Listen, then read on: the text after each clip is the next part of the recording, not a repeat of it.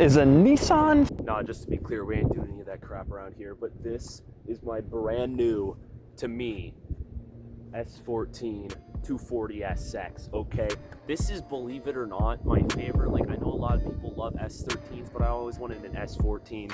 I think they look better. That's just me, kooky over zinky, but this is a zinky. It's a 95, and 25-year law puts it like right about there. It's 2020, you know what I mean? I know it's incredibly windy out. Unfortunately, we don't really have a garage to work in. This is our storage lot, so you're just gonna have to deal with the wind. I apologize. Maybe I'll get a nice mic. So this car, I've been looking for a while for the right car, and I found this one probably about 3 weeks ago now. I talked to the guy for a full week. I was super stacked with work, so that weekend went down. It was a Monday evening. I had school the next Tuesday. It was whatever that last holiday was. It's kind of hard recording when you're 6'3". Literally, the camera's in the boonies up there. So we went down on a Monday night, picked this bad boy up, trailered it home from Houston, about a 3.5 hour drive or so, and I did test drive it, which I kind of regret doing, okay, because I lost my driver's license, which is sick. So if you're a cop watching this video and you like, cut me a break, bro, like, please. I totally just jinxed myself. My head also looks kind of like a pineapple, so thank you, Great Clips. Back to the point of this story, okay? I test drove it. It was registered last in like 2017, I think. So the tag on the window is literally 2017, very sketchy, completely illegal license plate. Like, the dude literally just Photoshop numbers on it's windy.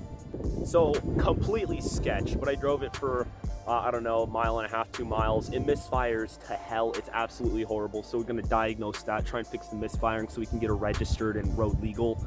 All that good stuff, you know, that you usually do with the car. You can see a little bit of red sticking out down there.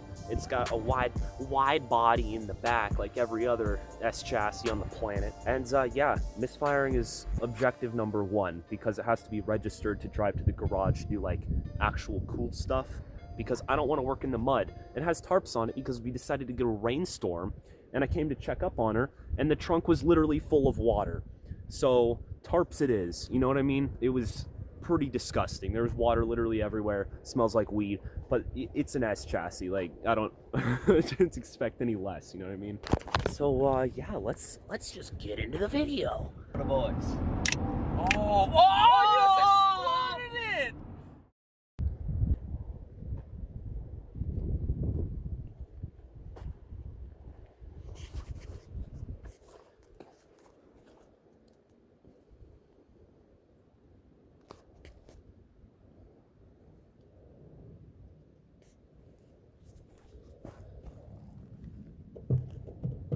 Yeah, so that's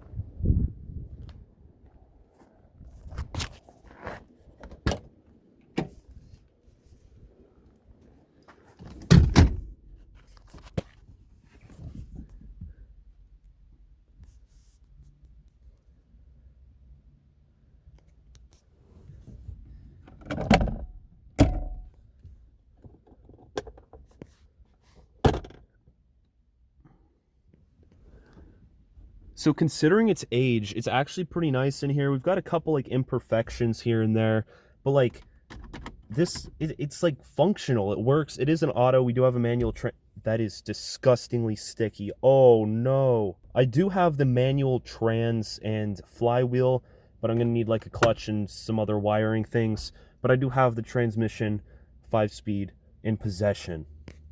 So here she is. It says 190,000 miles.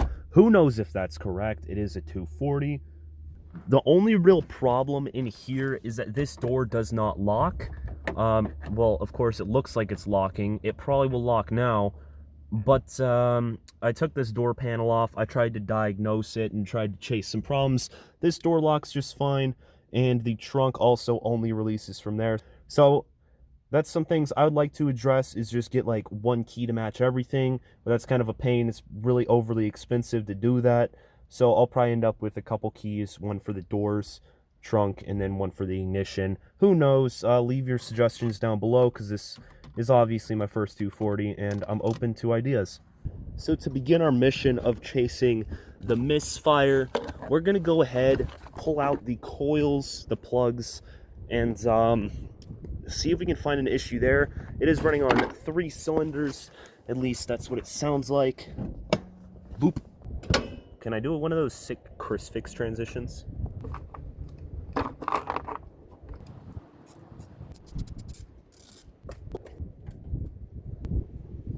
So looking at this, I know exactly what our problem is. In cylinder 2 right here, it is so windy, heck. I know for a fact you're not going to be able to see this, but in cylinder 2, if we take a look in one of the coils, maybe catch a glimpse of it, there is a like metal cylinder inside of the actual coil.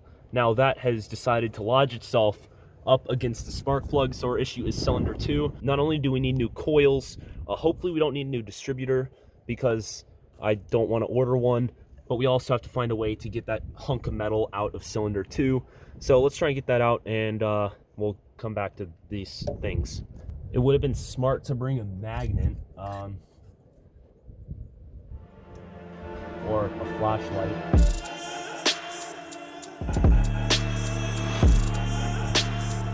Oh, yes. Bro, it's literally, I've been working here for 15 minutes trying to get this sucker out with screwdrivers and all sorts of crap. Well, I didn't know what to do because I'm afraid of breaking the spark plug off in the head. So what I did is I just took coil number 2, shoved it down as hard as I could go. And actually, let's see if we can get this sucker out so I can show you what we're working with, and also for research purposes. Okay, so this is what was stuck in there. You can see it's obviously broken. It lodged itself from the coil into the cylinder, or into the spark plug, I should say. So obviously this one's toast, but I'll, some more. Do that cringy Tavares transition. So here we go, some brand new coils off of Amazon. If they work, I'll link them below. If not, it's windy. Obviously these are all different lengths to go from the distributor to the cylinder. So what we're going to do is take these stock ones, measure them up, find the replacing one on here, and then replace it on the distributor so there's no timing errors. I do have that. Oh, look, we can see what failed right here. It's that thingy right there. Ignition wire set. Got to use the correct terminology. Oh, jeez. Oh, wow!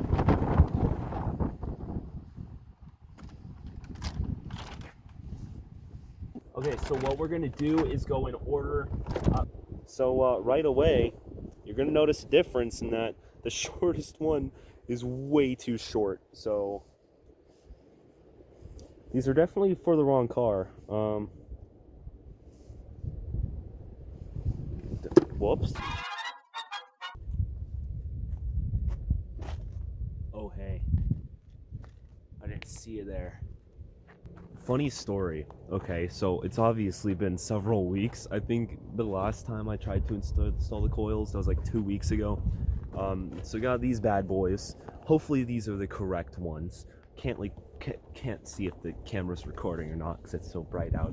So funny story. Okay, back to the point, right? Back to the point. I live in Texas, okay? And it's literally never cold. Okay, we made it all the way, like, yeah, it's chilly. Okay, it's like 40s was the lowest we got. Last night it snowed. I walk out of Gold's Gym with my big boy buddies, and they're like, huh! It's fucking snowing! I get on Snapchat to take a sexy mirror pic, okay? And I see 5,000 stories of just all the basic women at my school that are just like, It's snowing! so yeah, it's a little chilly, but can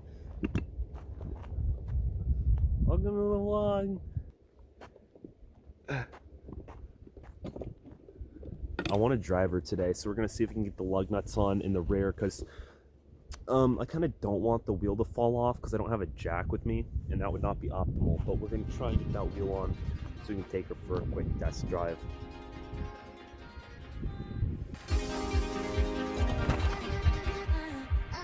Yeah, Yeah, so the passenger door doesn't actually lock. I just put the key in to add an extra second to the B-roll, so hopefully it would look a little more cinematic. But if you ever want to steal my car, I would highly recommend you don't do that. This is Texas, and I legally do have the right to defend my vehicle as my property, which means if you trespass on it, I can legally shoot you. That being said, I'm probably going to get demonetized.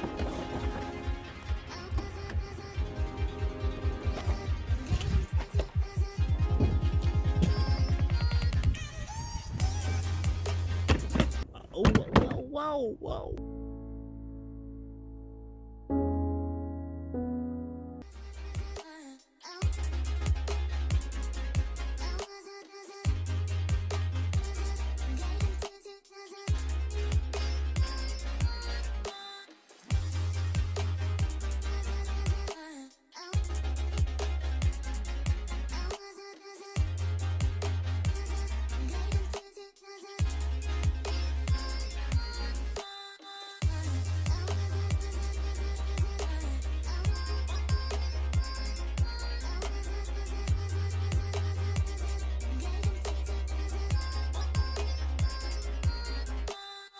Here we go, boys. She's actually running on 4 cylinders. Holy.